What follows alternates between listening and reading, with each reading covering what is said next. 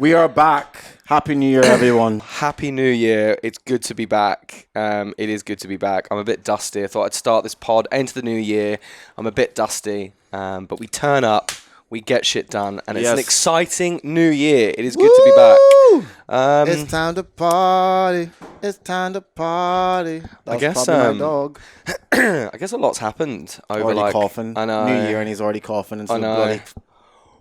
It is so hot. Sorry, what were you going to say there? A lot's happened over the last couple of weeks. Well, what's been going on? What's happened? We both went back to the UK. Oh yeah, we did. Which was interesting. Bloody beautiful. So had a great time. Managed to get the Rona as well, which was fun. Did some isolation. Yeah. And didn't get any symptoms. Thankfully. He's still positive. I have never tested negative. Let's just put it that way. I hope no one from the government's listening. I know. Fuck it up. I'm only joking. He's negative. Yeah, I have tested. Anyway. Don't want to finish that sentence and lie. But yeah, we did go home. Hello, sir.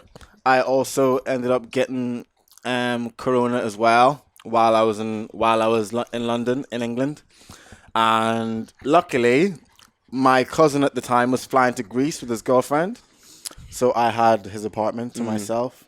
Thank goodness for that, because dear knows what I would have done. It was good to be back. It was good to go home and see everyone. It was like, I think even after like the third day, I already missed the sunshine, good coffee, daily dips. I just missed it, man. I was like, I just want to go home. Like, it's really cool to see everyone, and it is lovely. And I do miss everyone. But I think I think after a while of living here and you get used to a certain like lifestyle, it's really hard.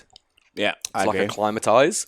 The coffee's so bad in the UK, man. Oh, shut up! No, it's not, bro. It's awful. No, it's not.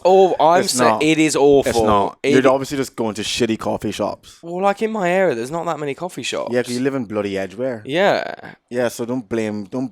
Nah, but all over the whole like UK on shit coffee. One sec, you can get these cool little niche places, which I have been to, but I'd say in general, a lot of the coffee's pretty shit. Like a lot of the coffee is pretty wank. I went there and I was like, can I get the coffee extra hot? And as I ordered it, I'm like, they're going to burn the coffee beans. I know they're going to burn the coffee. And I got it and it just tasted like a cup of piss. So I just loved it. It was only £1 though. It's a lot cheaper in the UK than it is here. Yeah, it is. It bloody is. I used to think the coffee here was quite cheap. And then when I went home, I was just like, shit, that's like proper cheap. Yeah. Like less than half. Hold on one second. I got loads of Greg's. We'll just pause this. I don't find.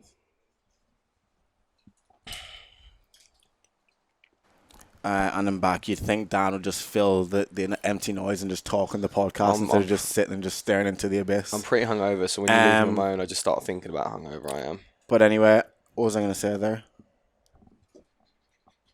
I've lost my train. Oh, I was going to say, I don't think Greg's is great. What? Yeah. Mate. You're so basic. Mate. You're so basic.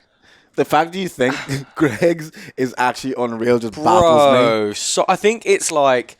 Okay, I think I'm kind of in two places of this, right? Okay, I could just think it's really good because of like nostalgia. It's nostalgia. It's something that it could be. It is that. It could be. It is that. Okay, but... And also, I've been away for ages, so going back. But it is a very common thing amongst, people from back home that when they know you're going home, they're like, oh my God, you're going to try Greg's and all that kind of stuff. It's like nostalgia. You appreciate the small... It's because there isn't a place like that here. It's like you were like sounding off about bloody Domino's, and I'm just like... Bro, don't fucking... No. Listen. No, I'll take the coffee. Of all the things... I'll take the Greg's. Don't be cussing Domino's, bro. Of all the things that you could have enjoyed about back home, oh my God. You're chatting about Greg's and Domino's. Oh my God, it's so good. The big garlic and herb dip, pepperoni They have garlic pizza. and herb dip here. Nah, bro, it's Australia. not the same. It's not the same. If you've had Domino's back home, you've had Domino's here. You can't tell a difference. No, it tastes the same. No, it does not taste the same. It does not taste the same.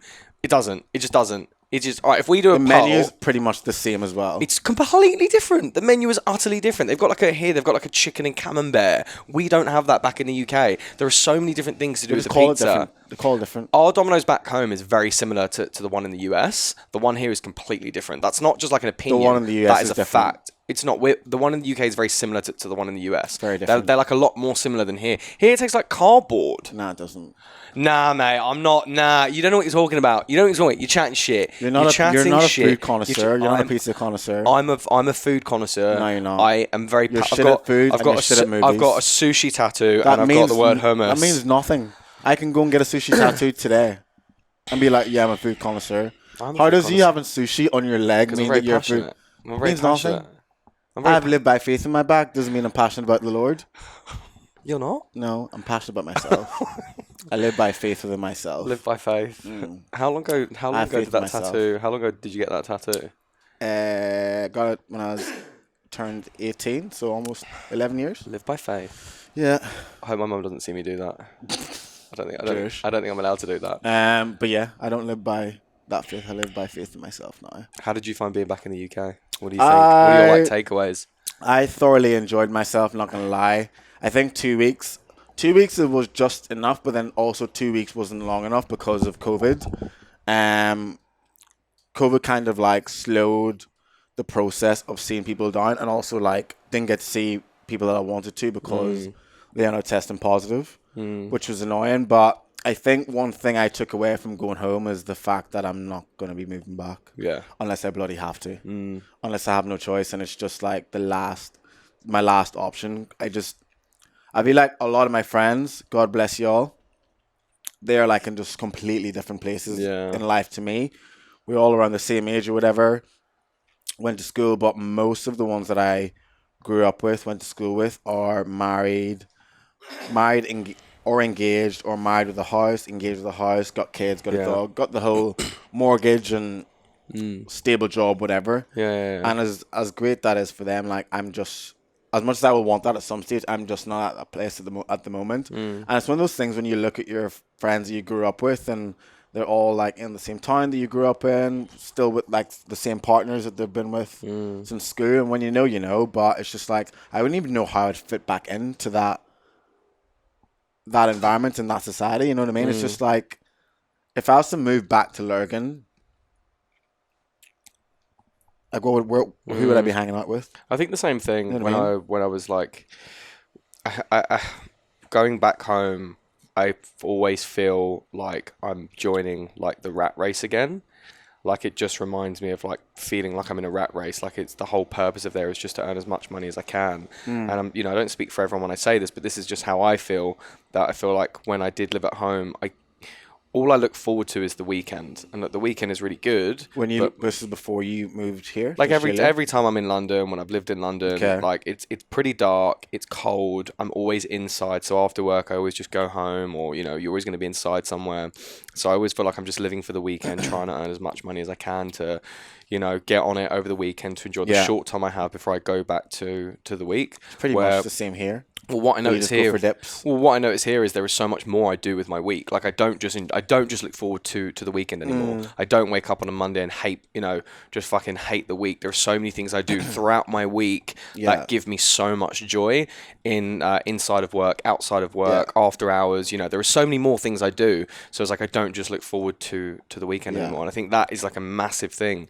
I was thinking of why I would find it so hard to move home, and I came to like two kind of answers as to why. The big thing, like living where we do, it's a very like community feel, which it reminds me of living in university, and I think that's something I've been like chasing for a really long time, just having like a group of people around where you can just build like your own kind of ecosystem of people. And it is really awesome. Like everyone we know lives within like a 5-minute walk, and it is really cool. You want to go for a beer, we'll go for a beer. You want to go for a swim, we'll go for a swim. I don't need to plan 4 or 5 days in advance. So I would say that is like a really big thing. Back home, everyone lives all over London, so if you want to see someone, you have to organise so many moving parts, and it's like, I can't do it then, I can't do it then. As well. I've just got home after work, it's going to take me an hour to get there, and it's just like that whole thing, it makes it so difficult. And then the weather. Those two things, I noticed going back that my sleep was fucked. Like it was completely wrecked because dark all the time. It gets dark all the time. And it is winter, but there's just no sun. It really like messes with like your with your sleep system, because when you are used to it being, dark in the very late evening and then really bright in the morning, you can start regulating these things. But I noticed I was going to sleep at like 12, 1 in the morning and waking up at like 10. Yeah. And I'm like, this is horrible. I started taking Valium a lot more just so I could, just so I could actually sleep, because I'm there in bed and I'm like, it's so pitch black at 4 o'clock already. Do I sleep? Am I meant to stay awake? And it really messed with my sleep, my energy, how I felt. And I'm like, I didn't realize, because I've been back for 3 years. I didn't realize how much that would actually have an effect on me. I was like, this is fucked, Yeah, it's an interesting one, because I remember like a few of my friends like obviously asked me about life here. I was like, why do you enjoy it so much? And I said, like, I think the main thing is the genuine work-life balance that you can create for yourself. Like, I don't blame people for being somewhat like slightly depressed living home, because you can't. There is such a lack of work-life balance, because when you wake up in the morning, especially in winter, it's pitch black. Yeah. And it's freezing. Yeah. You don't get any sun, so you're driving to work. Like, no one walks to work, especially where I'm from. You drive to work, you get into the office. In the office, you have your lunch. You don't leave the office to go and have lunch. After that, you get back in your car, you drive home, you have dinner, and then you do it all over again. Like, there's no, especially in winter and especially during the week, there's no like balance in terms of doing anything outside of work. And people don't want to do it, because when it's cold and dark, like, you have no motivation to do anything. And that's why I said to a lot of the guys that I was chatting to, is that whenever you live in a place on the eastern suburbs, us in Bondi, and you have the beach there, when the weather's hot, like, it's almost like disgraceful if you don't at least go for a walk at least once. Yeah. And even something as simple as a walk just makes a massive difference. Even like when I was home, like my skin and stuff, like I try to take good care of my skin, and like the sun's obviously really good for that. I could actually like feel like my skin like changing, and like felt like I was aging as I was there, just because there was no sun. And even though I was there for the 2 weeks and I was wanting to socialize loads, it was almost like you had to like psych yourself up to just go outside, because there's still no sun and it was bloody cold. Like, I could have been content just sitting in the house, because it was just like nice and warm, watch TV, and it's Christmas. But then obviously I did socialize loads. But I think one of the key things I took away from that, and also tell my friends, just like the lifestyle that you get to live here.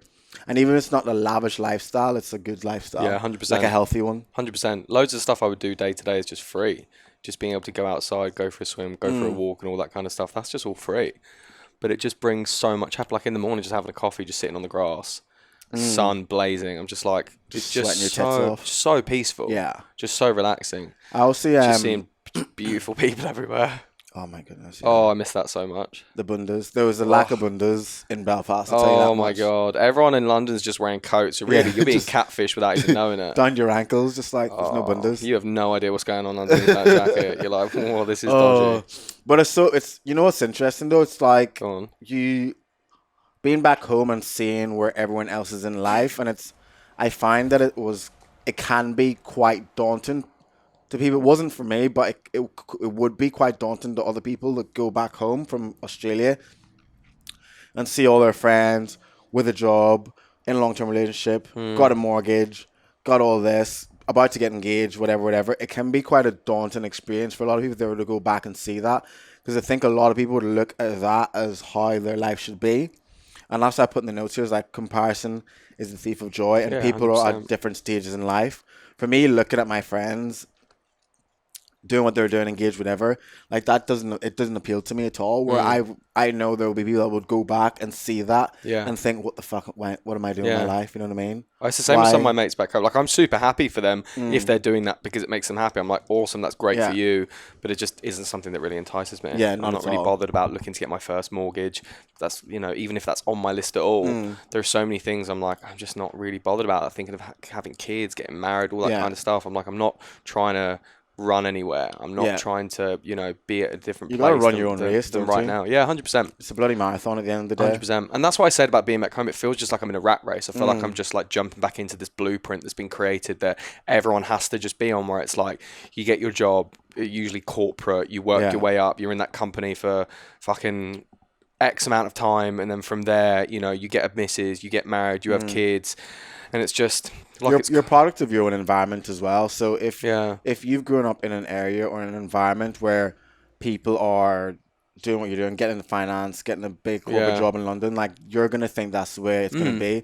Same with me when I was growing up. The blueprint for my town anyway, the majority of us would, because it's a big town, but it's big but small. So like if you did something, everyone knows your bloody business. If you cheat, the whole bloody town knows, and everyone's talking about it.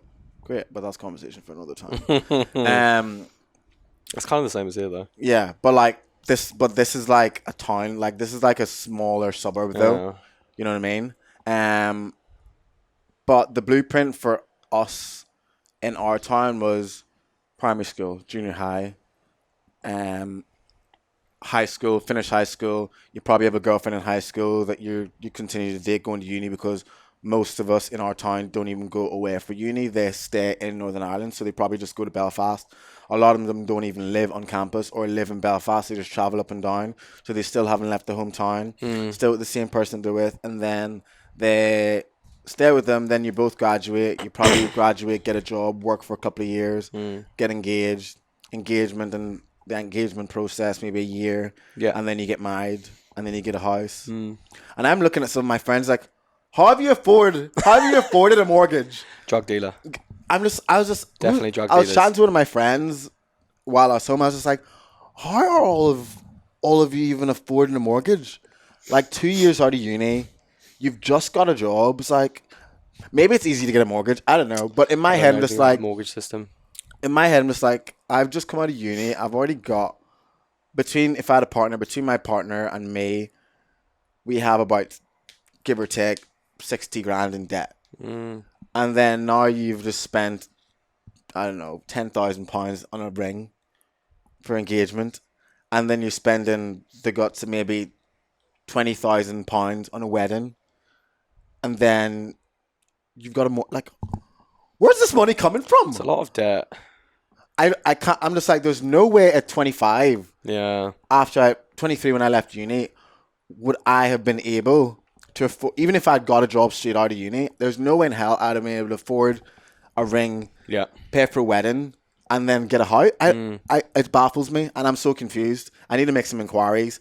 Any of my mates back home who have done this, how much money in debt, or Drug dealers. how have you actually managed? Because it baffles me. I've only got my finances together probably in the last 2 years. Yeah, I'd say it's the same in the last. Oh, yeah. I mean, when I first came to Australia, I think I only had like a couple of grand, and that was all the money I had in the world. I had, and I was like $3,000 in my Aussie account, and then I had to live off my credit card for about a year and a half. This is why I never got a credit card, man. It just stresses me out. I'm now looking. If I didn't get my credit card before I got to Australia initially, I'd have had to go. I would have had to go home or beg my mum for money, which I wouldn't have done. That's fair. But it was like, I think it was like a £2,000 limit, so it was about $4,000. So I pretty much lived off that for about 3 or 4 months. And then I got a job, and then I was like slowly trying to pay it off, but it was in pounds. So then I'd have to like send the money back to the UK, and then I was losing money because I was like transferring it back with like fees and exchange rate and stuff. That took me so long to pay back. Like, well, not long. It took me, that's a lie. It took me a bloody 2 years. So it wasn't that long. But yeah, like I just can't comprehend how they've bloody done it. I'm telling you, man. Doesn't make sense. They're probably just drug dealers. They're not drug dealers. Coming back to Australia, so you had COVID. You said there were drug dealers like 5 times and just ignored you. And then I'm just like, they're not drug dealers, shut up. You got COVID and you got over it in like 5 days, mate. You tested negative after 5 days. No, on a PCR. It's outrageous. So I did the test on the Monday. The results came back on the Tuesday as positive.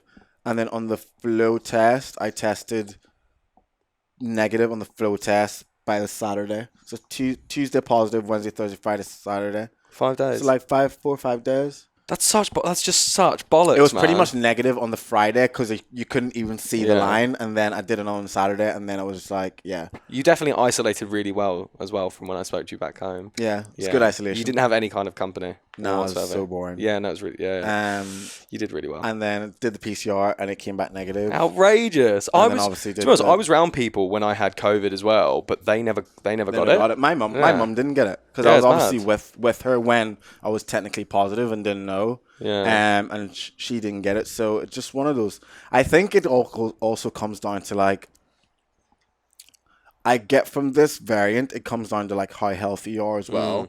Because my mum's like, I had no symptoms. That's a shock. but you know, not even about the symptoms wise, but in terms of Just getting just it. getting it. Because my mum's like very on the ball when it comes to her health. Like she's always like, if she goes out in public and then she comes home, she'll like wash her hands instantly, or as soon as she gets in the car, she'll hand sanitize herself. Like when I was younger, if we ever like went to church and people were coughing, as soon as we got home, she'd be like, take this. She'd like just give me medicine because like, Really?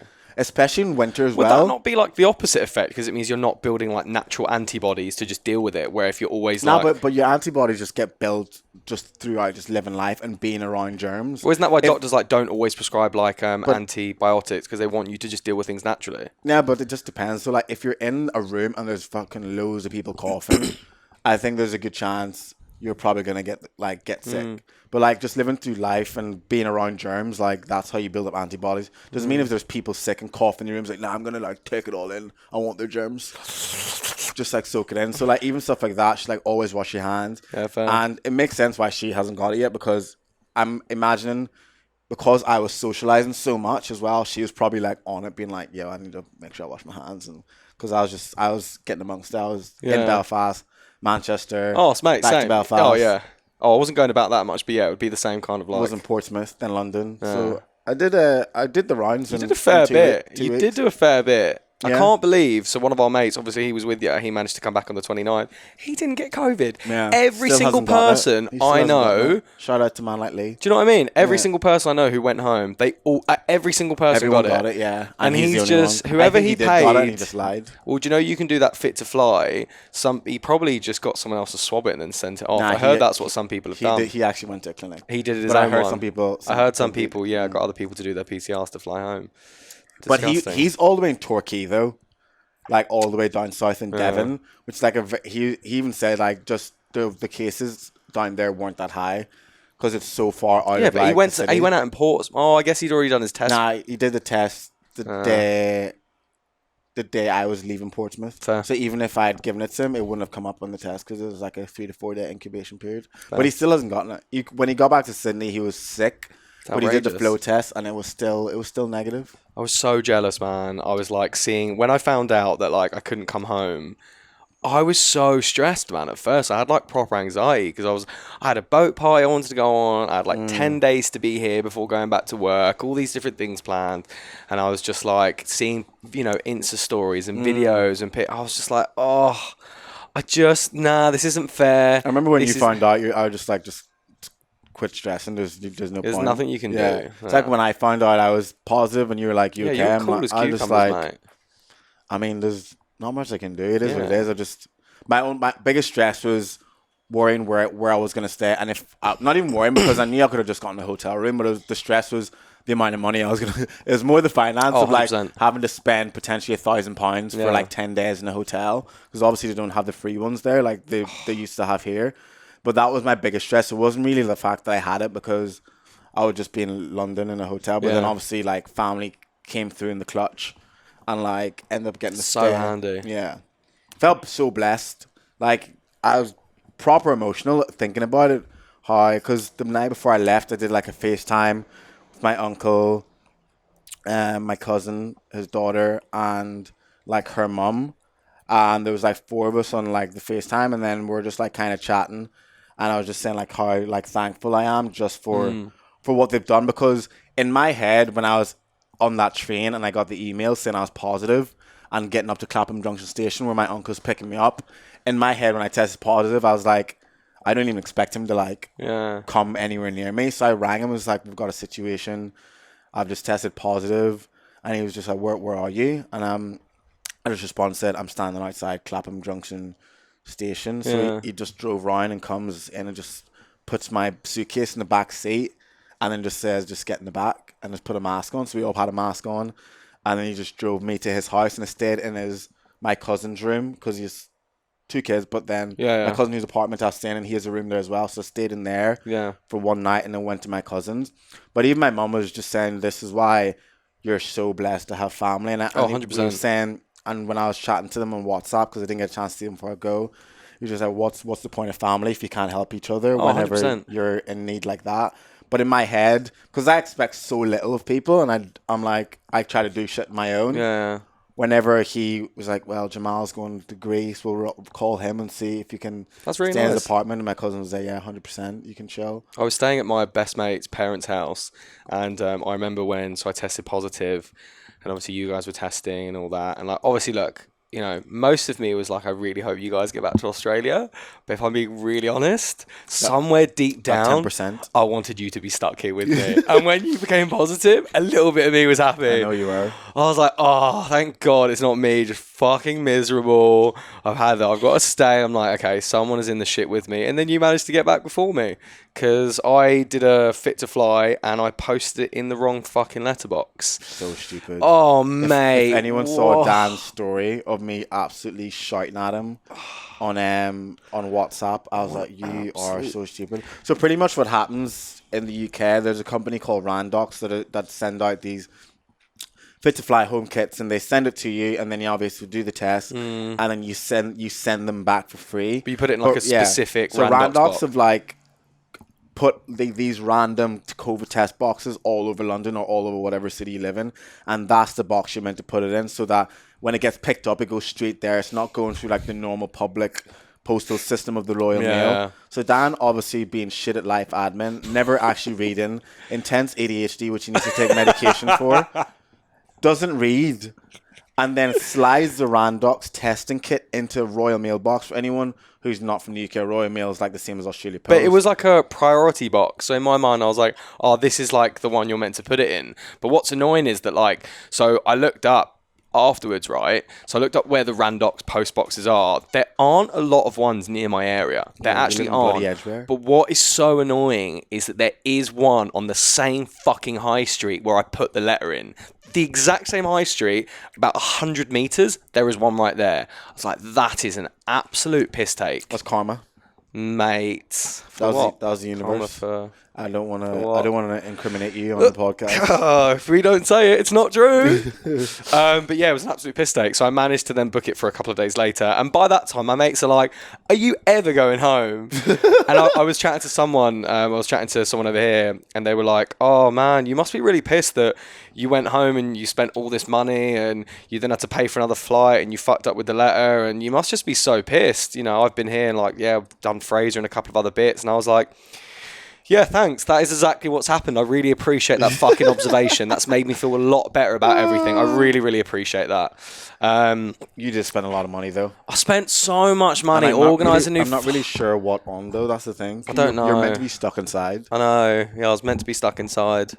But it's so good to be back. Honestly, coming back, I was like, it is just so good to be back. And, I'm never leaving again. I'm just not going to leave. It has been lovely. Until everything is like back to normal, until like retrospectively now, I maybe would have pushed it back a couple of months and gone like maybe around March time. I only went because it was Christmas. That was it. It is easier to see everyone. Everyone's on annual leave and stuff like that. I genuinely wouldn't have gone if they'd opened the borders at a different time when it was winter there and gone. But it's just because it's Christmas. I was like, oh, it'd be nice to go home at Christmas. Would have been cool for like going there in summer though. 2 days of summer. Yeah, I'll definitely. Next time I go, it will definitely be summer, and I'll probably do a lot longer than 2 weeks. Have you got any big New Year's resolutions? I'm not really a fan. Okay, I'm not really a fan of New Year's resolutions. You don't have any resolutions. You can have goals. Just goals. Yeah, that's why I prefer goals. I think hang around more like-minded people. Hang around people that are gonna like motivate me and push me to like do more than what I'm already doing, because it's so, and I'm quite motivated anyway, in terms of not being comfortable with being comfortable, or not being comfortable with just like being where I am. I'm always looking to the future, and I've always had this mindset since I was younger. I always thought that I was gonna do more than just like the normal. So I think this year in 2022, I'm gonna try and hang around with more people that are like that way inclined as well. So I find if you don't, you kind of end up in a rut, and you end up not moving forward or moving back. You just kind of plateau and you just sit. If there's no one else, like if you're not around people who are also trying to push and progress themselves in a career, then you're probably not going to bother either. Especially if you are like, say in your friendship group, if you're the one that's probably doing one of the best out of a group, like you're not going to be motivated to do more because you're going to be comparing yourself to that group of people. So I think this year, I'm going to hang around, hopefully meet new people, and then maybe even try and motivate people around me to try and push. Because I think we're all at an age now. I'm 29. I'm 30 this year. Shout out. We're all at an age now where we should be trying to create a life for ourselves that we can see ourselves living wherever. Like our 20s are like done. Your 20s are the time where you get to fuck around. Really, you get to like. This is really sad. Stop saying this. Why are you saying this? Your 20s are the time where you get to. That's not true. Fuck around. You get to make money and spend money. You get to break your heart. You get to break others' hearts. You know what I mean? Like you get to do all that sort of stuff. Your 30s are, and from what I've been told, people in their 30s, your 30s are normally when you have it somewhat figured out and you have an idea of what you want to do. So in 6 months, I'm like suddenly going to be like, I've got life sorted out, and I'll stop spunking money up the wall. You're about 10 years behind. Okay, sweet. Mentally. So I've still got 10 years to go. Years. Nice. But you know what I mean? I think coming up to this point in life now, I'm ready to kind of create a timeline of where I see my life going over the next 10 years. But I'll move in silence. I'm not talking about anything. Just move in silence. Silent killer. But yeah, I think that's my main goal. Just trying to start pushing myself a little bit more and try to create a life that I want to live long term wise. What about you? What's your goal? Let's get to 50,000 followers on TikTok. That'd be fucking sick. We have grown quite a bit. I didn't ask about TikTok. Well, that's one of the goals I have for, for us to get to that on our TikTok page. What about this you, is though? like a... But what about you? Yeah, what about you? But what about... Quit trying to stall. I think that one of the goals... I don't know, really. I think one of the goals I would like to start... I was going to say, as soon as you started talking, I was going to be like, you're just going to bullshit. As soon as you started talking, I was like, this guy is just going to chat shit. He's just going to make it up on the spot. If you don't have any, just I think say you don't have any yet. One of the things I'd like to do is start a side hustle and get some form of like passive income. That's one of the things I would really like to do. Whether that's like doing something online, potentially looking at getting a place somewhere. There is something I want to do of just getting some form of passive income. That's like a big goal of mine for 2022. What? Don't know. What are you passionate about? I don't really know. Like, this is what I'm trying to figure out. I'm passionate about having some form of passive income. Whether I need to be passionate about it, I'm not sure. You should be passionate about every sort of income you get into. You should. Or have some sort of like interest. You should be, but I'm more passionate about getting more of my time back so I can spend it elsewhere. That's what I'm more passionate about. Yeah. So, like, accomplishing that however I can, I'm not really so bothered about that. That might change. As long as it's legal. Of course it's going to be legal. Why doesn't it need to be passive, though? Why can you not just work to get more money? Because it's just getting passive income is not that easy. I know it isn't easy. Yeah. Of course, anything that's like worth doing isn't going to be easy, but it's something that I would like to do. You're really good at sales and chatting shit. Why don't you teach people how to sell? You know, I've thought of that before. I actually have thought of that before. And create a course? Yeah, I actually have thought about that before, and that would be quite cool.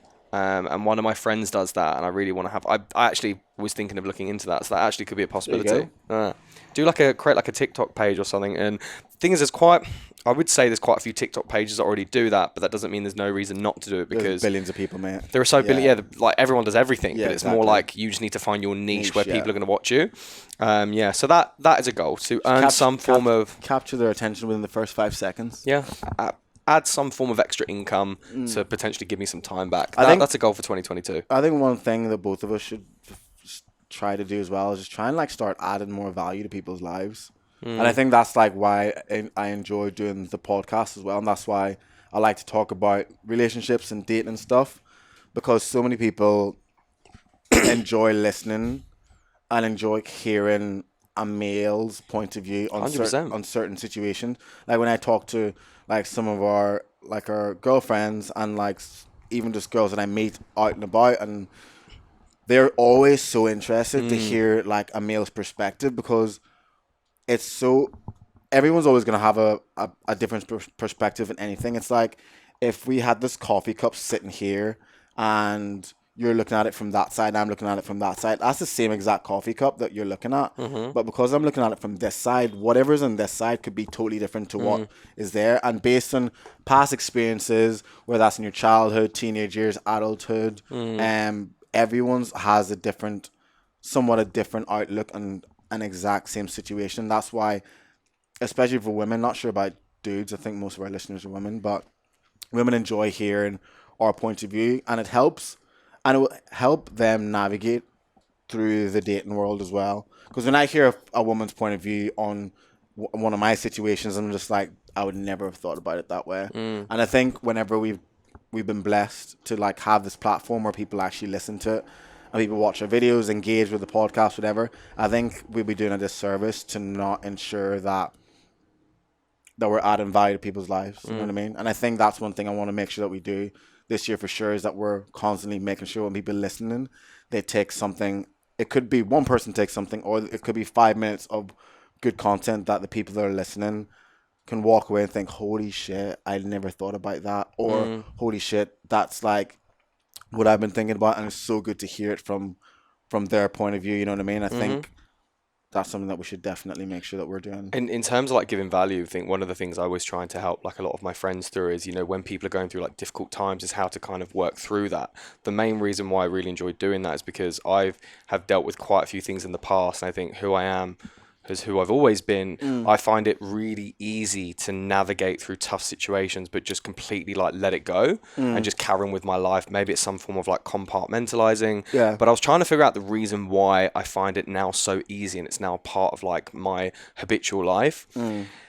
Like no matter how much like pain or how much emotion you have around something, the world carries on moving. It doesn't stop for anyone. So if you don't understand that, and if you don't understand how to process that and move through it, you'll be stuck in that painful moment for the rest of your life. Yeah. And that's why I find it so easy now that when something serious does happen, I just process it and move on and just let it go. And I think that's something I try and help a lot of my friends with. Like when I went home, there were a few things I would speak to my friends about, and that would be like a really big thing that I would bring to it. That you can't just be stuck in those moments forever. Yeah. Because otherwise you'll never do anything. So that is like something in terms of like bringing value to people that I always try to do in some like way, shape or form. Yeah. Yeah, I totally agree. Some bars there. Good boys. I remember you mentioned that you had like an analogy for me during the week. Oh. You're like, no, I'm going to wait until the pod because I Like- want to hear your reaction. Okay, so I was chatting to one of my friends back home. It was to do with relationships. Yeah, wasn't it? It's to do with relationships. So we'll get back to basics. It was to do with relationships. So one of my friends back home, who I was talking to, has been through like a few situations, and they've become like quite a closed off person, and they know they've got a few issues that they need to work Is through. this a woman or a man? A woman. Okay. And she has never really had like a long-term relationship. Anyway, she said this thing to me, and she was like, oh, look, the right person is just going to come along, and when the right person does come along, it will just work out. And I was like, I don't really think, I just completely disagree. Like in terms of what you need to walk through, you've basically built up this huge steel door, this impenetrable steel door, and you just think someone's going to come by and expect them to just hammer away and hammer away and hammer away until it's knocked down. Why would they do that when they can see 10 other doors that they can probably just open and walk through? Yeah. There's only so much time and patience and energy people have, and energy is currency. Time is currency. You can't expect people to try and break down your steel door when there's loads of just normal doors they can just walk through straight away. Yeah. So unless you deal with your shit and you unlock some of those padlocks, no one's ever going to try and open it. Yeah. So that's what you have to do for the right person to come along. The right person is not going to come along. You have to make it an environment where people want to be around you. Walk in. Yeah, I agree. It's like that seems like if love is like worth fighting for or something like that, or something like shit like that, where it's like if it's not, if you're not fighting for it, then it's not worth it. But it's like, why do you have to fight? Mm. It's like love in my head should be easy. Mm. Like I shouldn't have to be fighting for your attention with an ex, or Yeah. like chasing you down the road in the rain and throwing pebbles at your window, like all this Disney P.S. I love you, Love Actually bullshit. And I said this to my mum because my mum was watching loads of Christmas films, and she was watching, I think, Love Actually, or one of those other really romantic Christmas films. And I was on my laptop, and I was just kind of like going in and out. I'm like, this is such bullshit. And she's like, why? Just like, this is the issue with relationships and people's expectation of what love should be. It's like, look at this. Like, they're all running around, falling in and out of love.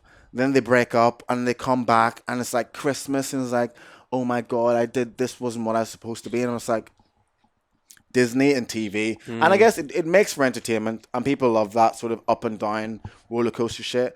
But then it creates this like unrealistic expectation of what a relationship and love should be. And I used to be like that whenever I met someone, and it was nice and it was easy, and I used to think, oh, this isn't, I obviously don't like this girl that much because there's no big fight I'm not feeling There's like, no turmoil. yeah, I'm not feeling the turmoil in my stomach. My heart's not beating, because like whenever I see her, or my heart's not beating because they haven't replied. It's just like, why should like your heart rate go up and down every time you're speaking to them? And that's like, I feel like that's a bad sign whenever you get like nervous and stuff when you're meeting someone, because then it's not coming from a place of actual like genuine feelings. The nerves, I feel, comes from a place of almost uncertainty. Any girl that I've ever been really comfortable with are the ones that I've liked the most. The ones where I just felt like so comfortable just being in their presence, so comfortable in the silence, so comfortable just when I'm hanging out with them. It just felt like nice. And then now that I've gotten to this stage in life where whenever I used to think, if there's no turmoil, if there's no heartbreak, then it's not worth it. Now when I've experienced the calmness, just like, this is actually so nice. So, and sometimes people can think like the word nice or chilled or relaxed can be like a negative thing. It's like, oh, you obviously don't like her enough, or you don't like him enough. But that's what you should be looking for as an adult. Because if there's chaos and turmoil at the start of it, what's going to happen in 20, 30 years? You know what I mean? Because if it starts crazy now, it's only going to get crazier whenever you move in with each other, when you have kids, when you have jobs, when you have debt, when you have way more responsibilities. At the start, when it's just you, and the only responsibility is to ensure that you don't break each other's hearts. You know what I mean? If that's all that you need to do, and you can't even do that, what happens when you start to bring in another life? When you have even a pet, a mortgage, debt, credit cards, jobs that work different hours of the day. You know what I mean? That's just going to like increase the intensity and the chaos and the turmoil. So I think if you're in a relationship now, and you think the chaos and the turmoil that you're experiencing is a part of what it's supposed to be, maybe you should double. You probably just had like a really bad perspective on what like relationships are meant to be like, which I can definitely like relate to that. And sometimes it's obviously there's going to be arguments, and you're going to have disagreements. That's not what different people. That's not what chaos and turmoil is. The chaos and turmoil is whenever you're experiencing like when you're having a negative experience, and you are feeding off that as a reason as to why this is love. It's like, I'm fighting for the love that I want and our love. It's like, is that what you're really fighting for? Or are you fighting because that's what you think? That's what you think it should be, which is not. Bloody isn't. I think after reading some of these, I'm still reading the attached book at the moment because I didn't read any back in the UK. Yeah, I didn't think you would have. I just watched loads of Netflix. Not like you didn't have any time or anything. Yeah, I know.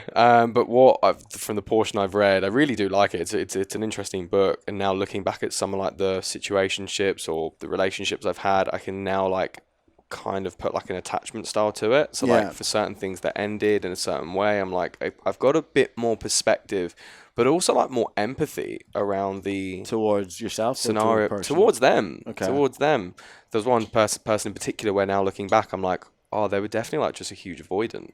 So it's not fair for me. I don't need to have all this like turmoil or anger around it, or like, remorse or whatever it is. It's like I can just appreciate that that's probably come from somewhere. Yeah. That's because that's what they've seen growing up, and that's probably something they're gonna have to work through. So it kind of just like gives me a lot more perspective of just let it go, which is good. Because I don't think you need to carry around. When I was younger. Yeah, because I don't think like I said before, there's no point carrying around those like emotions or like that hurt.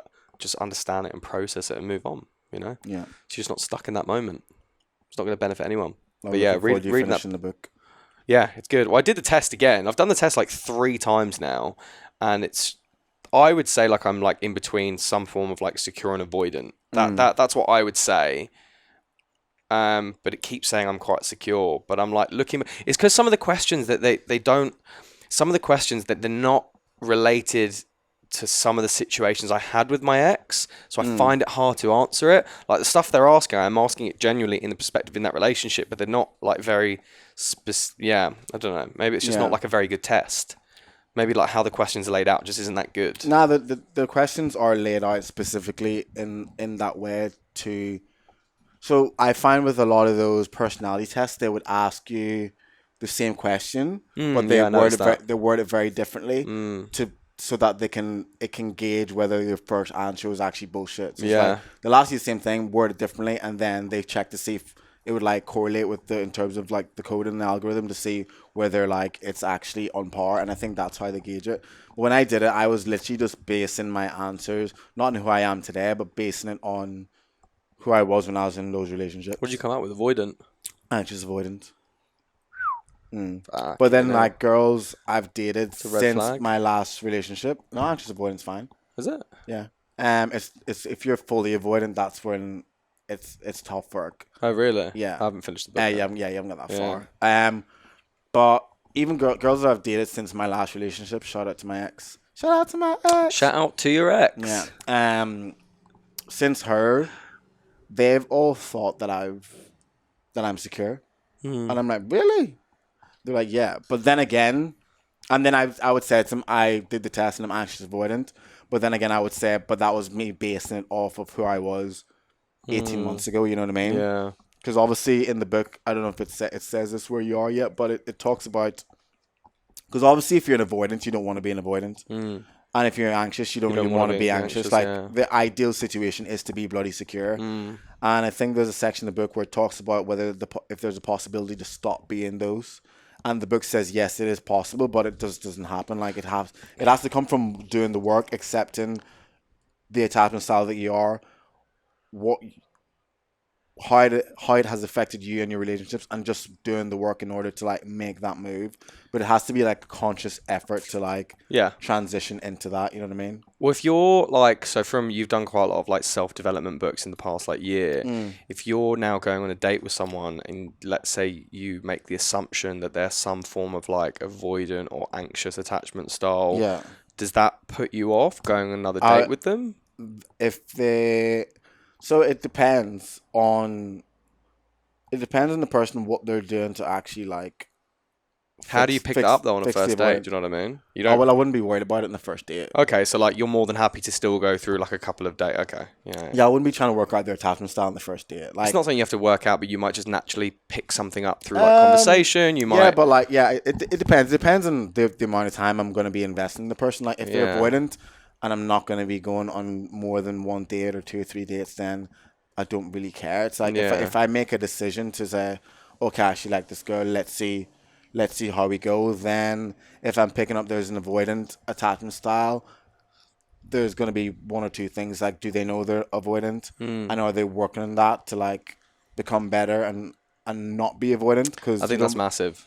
Or if they're not doing that, then I just wouldn't entertain I think that's avoidant, because then that would like trigger my anxious attachment style. Yeah. And I don't want to. Yeah, that's fair. I think and that's the thing the book says, like your attachment doesn't really come to fruition until something triggers it. So you can be avoidant in a relationship and have like the best year, 2, 3 years, whatever, but then your partner could do something that triggers the avoidant. Could be something from your childhood, and then that's what your avoidant triggers just come, and then Then you start being avoidant, you start pushing back.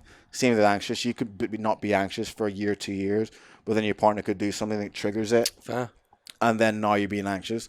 But the key with wanting to date the secure is that whenever that person gets triggered, a secure person Knows how to handle it. knows how to handle it, Yeah. Because if you're avoidant and an anxious are dating, if the avoidant gets triggered and starts pushing back, an anxious person will again get triggered and then try to get closer to the avoidant because they can feel them pushing back.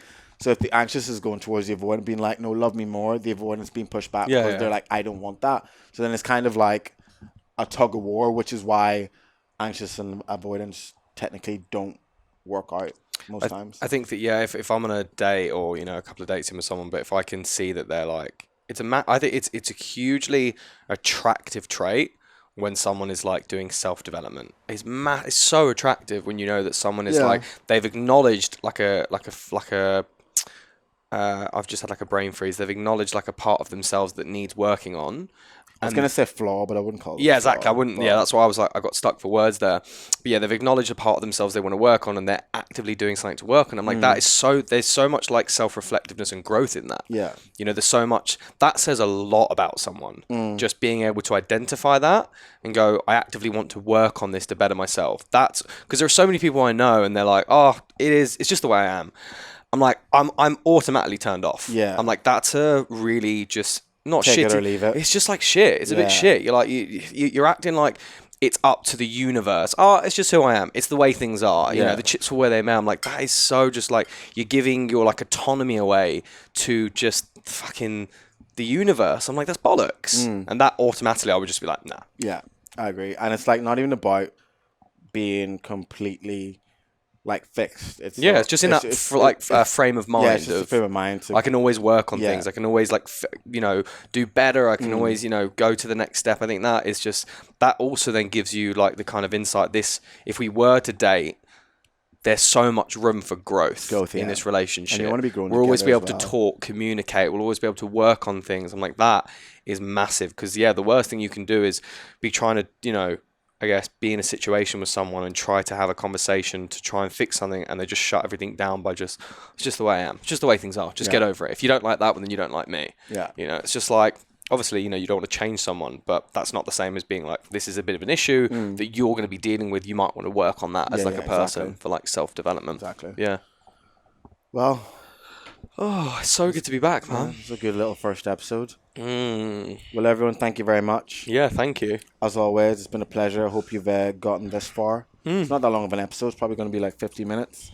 But thank you very much for listening. It's 2022. It's time to become bigger and better. Jeez. Push yourself out there. That's it. Make the most of life. If one thing last year taught us is that, like, nothing is certain. Yeah. The glass is not half full. It's not half empty. It's just refillable. Well, on that note. Peace and love. Stay safe. Peace and love. Peace. Bye.